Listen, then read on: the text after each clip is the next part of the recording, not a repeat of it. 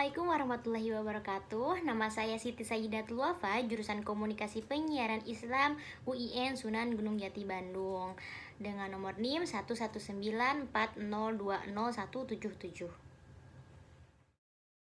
Partisiple adalah sebuah bentuk verba yang lazim digunakan dengan kombinasi kata kerja bantu untuk membuat kalimat continuous dan perfect. Nah, partisiple terbagi menjadi dua bagian, yaitu present participle dan yang kedua past participle.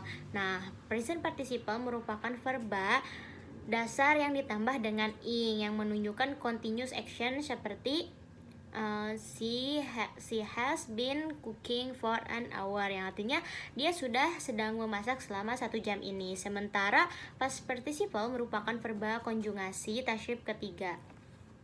Perlu diingat bahwa verba yang tasrifnya tak teratur seperti eat, ate, eaten, bentuk partisipalnya tidak sama dengan bentuk pastnya. Namun, ada pula sejumlah verba yang tasrifnya tak teratur seperti memiliki partisiple sama dengan bentuk pastnya seperti read, read, read. Terlepas dari berbagai bentuk partisiple tersebut, yang terpenting untuk diingat adalah perlunya menghindari kecenderungan keliru dalam menggunakan bentuk past sesudah kata-kata have, has, had, atau having. Maka gunakanlah selalu bentuk partisiple sesudah kata-kata tersebut.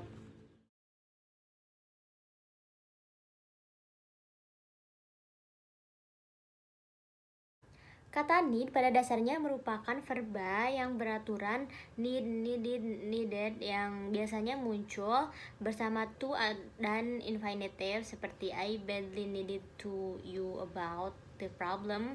Saya benar-benar perlu bicara dengan Anda mengenai masalah itu. Selain itu, need juga berfungsi sebagai modalitas yang sudah amat jarang digunakan dan dari bentuk negatifnya, yaitu need not.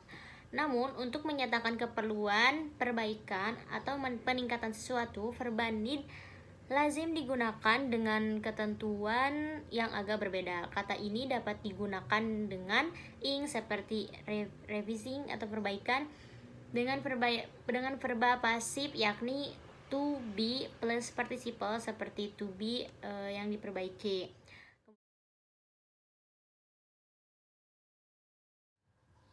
Verba know dalam pola-pola kalimat berikut seperti dengan verba understand, mengerti atau paham, dan be able, mampu, yakni mampu melakukan atau menggunakan sesuatu. Jadi, ungkapan know the answer berarti understand the answer, yang artinya mengerti jawabannya atau paham cara menjawabnya. Selanjutnya, kalimat she know how to answer, yang artinya ia mengetahui cara menjawab, menggunakan konotasi berkemampuan yang dapat diungkapkan dalam kalimat she is able to answer, yang artinya ia mampu menjawab. Hindarilah penggunaan infinitif seperti to answer setelah verba now. Namun perlu diingat bahwa kata now yang diikuti oleh kata how senantiasa membutuhkan infinitif.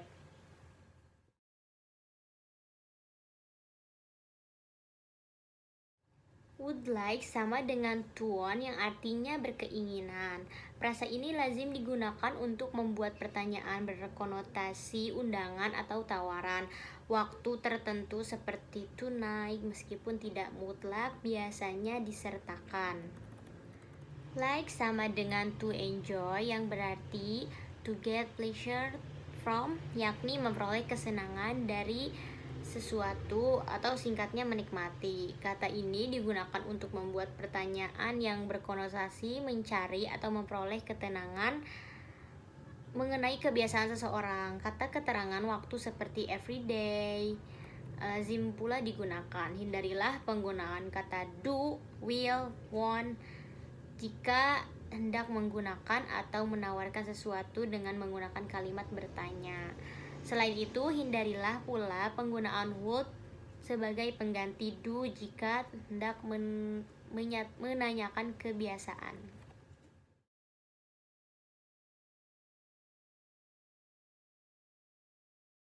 Kata mas yang secara harfiah artinya harus itu dalam contoh-contoh berikut berarti sudah barang tentu atau pasti. Mas dalam hal ini digunakan untuk menyatakan simpulan yang memastikan adanya sesuatu atau terjadi sesuatu berdasarkan alasan-alasan faktual yang logis. Bentuk negatif mas dalam logical conclusion bukan must not atau disingkat mustn't melainkan kind. Arti kind dalam hal ini bukan tak dapat melainkan tak mungkin atau mustahil.